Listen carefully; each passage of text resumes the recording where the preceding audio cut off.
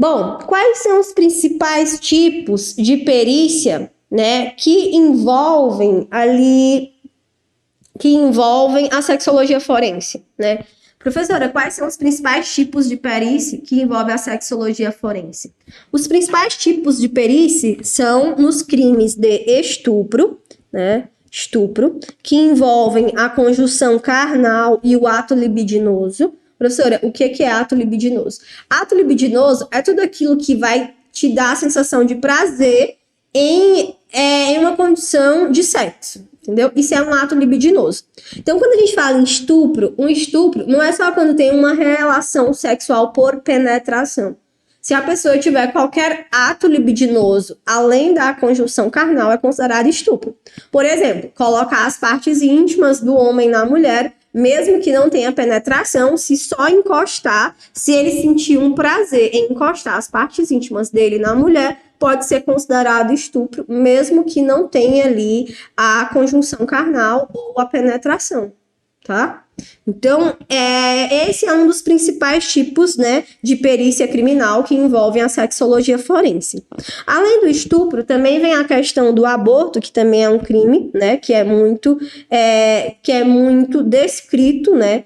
A maior frequência de crime é estupro, né? Depois vem aí o aborto, que é uma gestação prévia ou sinais técnicos de abortamento.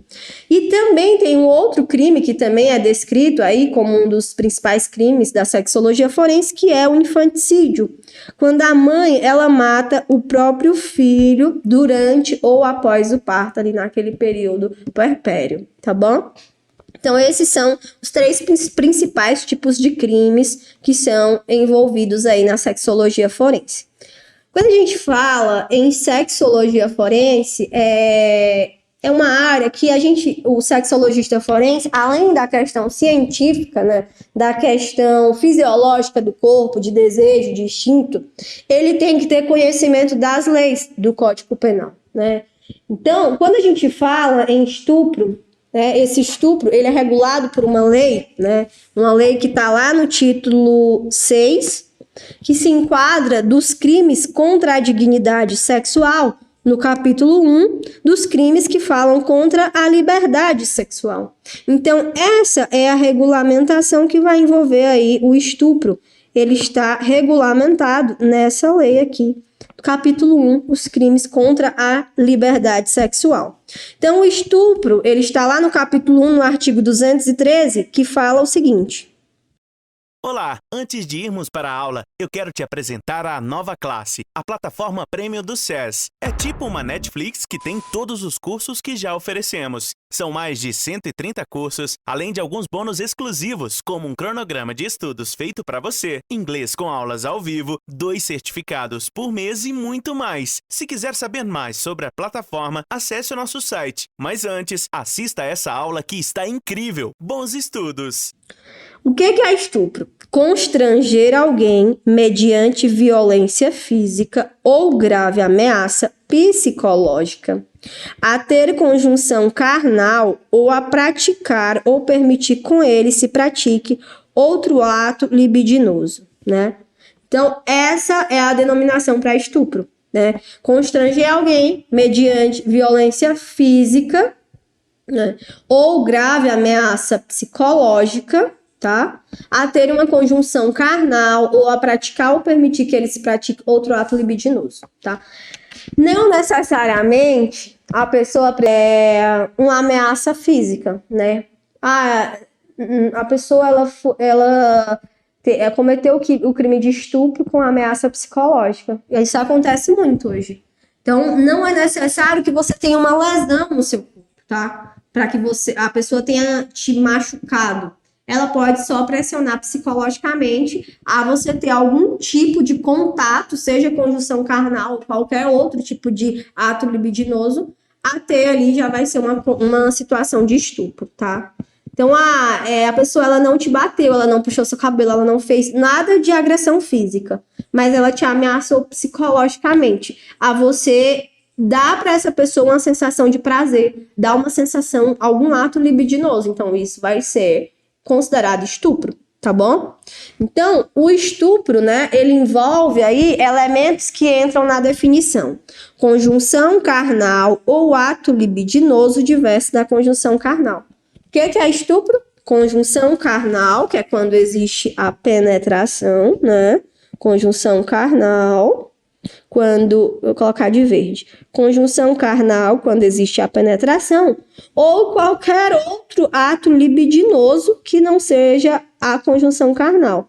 A pessoa encostou as partes íntimas, né? O homem na mulher, ejaculou na mulher, passou a mão na mulher. Então, qualquer coisa que lhe dê prazer diante aquele desejo sexual sem o consentimento da mulher é considerado estupro, tá bom? Bom, e aí a gente chega em alguns conceitos que são de extrema importância para essa aula, né? Que é o conceito de conjunção carnal. O que é a conjunção carnal? Conjunção carnal é a cópula vagínica, né, que a gente chama, que é a penetração do pênis na vagina, né? Isso é uma conjunção carnal. É a introdução do pênis ereto na vagina, parcial ou totalmente, com ou sem ruptura do ímen, com ou sem orgasmo. Isso é a conjunção carnal. É o fato de que haja o contato dos órgãos genitais, seja apenas introduzido parcialmente ou totalmente, seja com ou sem orgasmo, rompendo ou não o ímen ali na genital feminina. Então, tudo isso é considerado uma conjunção carnal. Qualquer conjunção carnal sem a permissão da mulher é considerado estupro, ou sob ameaça física ou sob ameaça psicológica, tá? Ou qualquer outro ato que não seja a conjunção carnal, também é considerado estupro. O que é ímen, professora? É uma aula de anatomia hoje. Bom, ímen é a membrana mucosa que separa a vulva da vagina. Quando a mulher ela é considerada virgem, né? É assim que se fala. Quando ela ainda não teve nenhuma relação sexual, ela tem um ímen, que é uma mucosa, né? Uma mucosa que vai separar a vulva da vagina.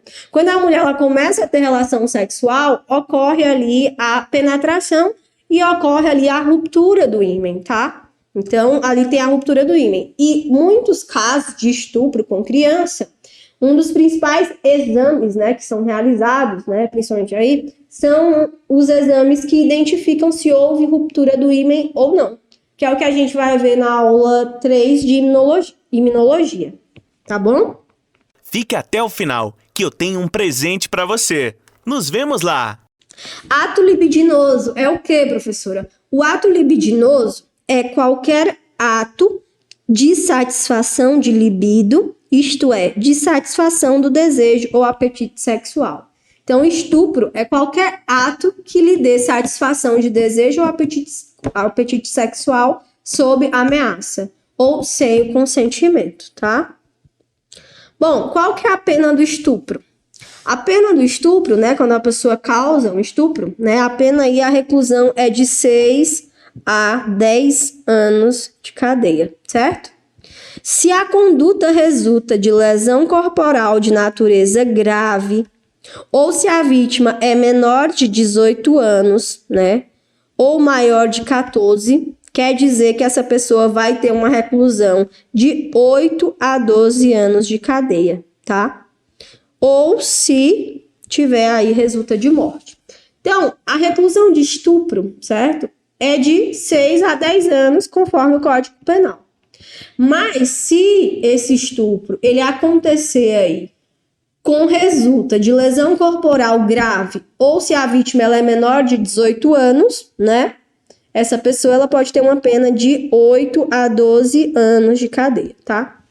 Estupro, 6 a 10 anos. Se junto com o estupro tiver lesão corporal grave ou a vítima é menor de 18 anos, 8 a 12 anos, tá? E se esse estupro resultar em morte, qual que é a pena? Se resultar em morte, a pena e a reclusão é de 12 a 30 anos, né, de cadeia, tá bom? Então, estupro, 6 a 10 anos de reclusão. Estupro com lesão corporal grave ou menor de 18 anos, entre 14 e 18, a vítima aí, o criminoso, ele vai ter de 8 a 12 anos. E se esse estupro resultar de morte, a reclusão vai ser de 12 a 30 anos, tá bom? Bom, e se o estupro é um estupro de vulnerável? Professor, o que é um estupro de vulnerável? Um estupro de vulnerável é aquele que é uma criança, né? Vai ser ali menor do que 14 anos, tá? Menor do que 14 anos é o que a gente fala que é estupro de vulnerável, quando a pessoa tem ali menor de 14 anos. Esse vídeo é uma parte de um dos cursos que tem dentro da plataforma A Nova Classe. Lá você encontra mais de 130 cursos e outras vantagens exclusivas, como o curso de inglês com aulas ao vivo. Para você que está vendo esse vídeo, liberaremos o acesso gratuito por 7 dias. É só clicar no link da descrição e aproveitar seu presente.